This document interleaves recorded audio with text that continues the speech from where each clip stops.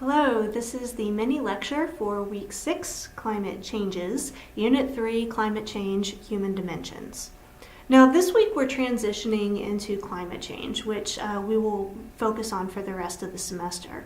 Carry with you everything that we have learned so far and regarding psychology of disasters, because a good portion of this will apply within the psychology of climate change. Climate change does, and will continue to lead to increased frequency and severity of disasters. However, there are certain elements within the psychology of climate change that are not as present within the psychology of disasters. For example, the timescale of climate change is very different than the timescale of disasters. There's also a socio-political component to climate change that is largely absent from disasters. Granted, there are plenty of political issues that go in with disasters, but there are unique components within climate change. But before we get to all of that, we need to learn about climate change, and you have 2 readings this week. Let me be clear up front, I only expect you to read one of them. The book Climate Changed, which I'll be discussing in this video, bases its science on the 4th IPCC report. That's the Intergovernmental Panel on Climate Change. The book came out before the 5th IPCC synthesis report, which is the one that I link to here. I am not expecting you to read that. I'm providing it for reference only. We will have an opportunity to read a few chapters from the 5th report next week, but here again, reference only. If you have any questions about where the science comes from or what the latest science is on various aspects that are discussed within climate change, you can refer to the link, find the relevant chapters, and look that up. But that link is only for reference. Again, do not read the IPCC report this week. That is not what I'm expecting from you. So let's talk a bit about the IPCC first. The IPCC was first established in 1988 by the World Meteorological Organization and the UN Environmental Program. The purpose is to review basically all of the science of climate change and synthesize it into a single source. This is our best knowledge so far. Hundreds of scientists globally work on each report, seeking out published research, connecting it with other research that has agreeing or disagreeing results. They debate every single topic. A group of scientists then takes the lead to write up each section or chapter, and then those reports that they write up are released publicly for review and for comment by everyone. And then they take these comments and they make any relevant edits accordingly, and then finally publish the report. It is a years-long process to put these together, and it goes through a lot of different phases of review. I did review and comment on several of the chapters with the 5th report, which is the current one, which was completed in 2014. When the 6th report is being worked on in a few years, when it's open for public comment, I highly encourage you to get involved in this process because it is made better by participation by more people, if more tedious process, but the more people who work on it, the better reflection of our best knowledge so far. The IPCC reports are the standard. This is our best overall knowledge of climate change. And when I say our, I mean the human race. This is what we know. One of the limitations is actually the extent to which we use so much knowledge within these reports. For any given topic, the report is synthesizing pretty much all of the research from the projects that say there's going to be a very small impact to those that say there's a very large impact, and so it kind of averages it out and we get very moderate levels of projections. The reports therefore provide different scenarios. So for example, if humans reduce emissions and take these actions to solve climate change, we can expect to have this level, this range of outcomes. If humans do absolutely nothing, we can expect to have this range of outcomes. But because, again, all of these things are averaged from so much research, we have so far outpaced all of the worst case scenarios since we've been doing this research. And because it's synthesizing so much information, we wind up with relatively moderate projections that are in these reports, not just focusing on worst case scenarios. But again, this is still, it's the best synthesis of what we know so far. We just have to be aware that it's averaging down the results or the projections from the worst case scenario.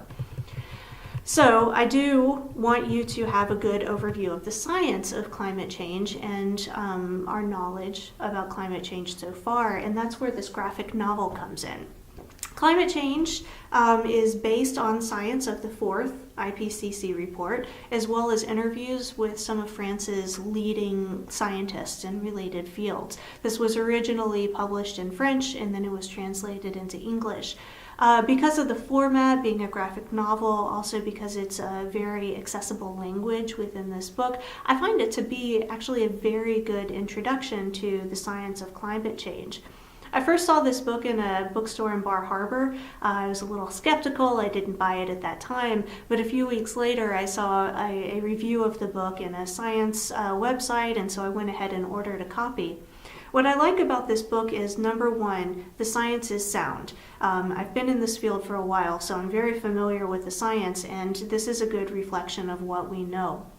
And second, because I'm a psychologist, I'm interested in how people experience and understand climate change. I'm interested in how we as individuals and as societies interact with climate change. And this book does actually do a very good job of kind of covering the range. Although it's not looking specifically at psychology, we see his psychology as he's going through this process. First of learning about climate change and going through all of the research himself and realizing the dramatic scope of climate change and feeling this sense of panic that he has to make very dramatic changes within his life in order to stop climate change.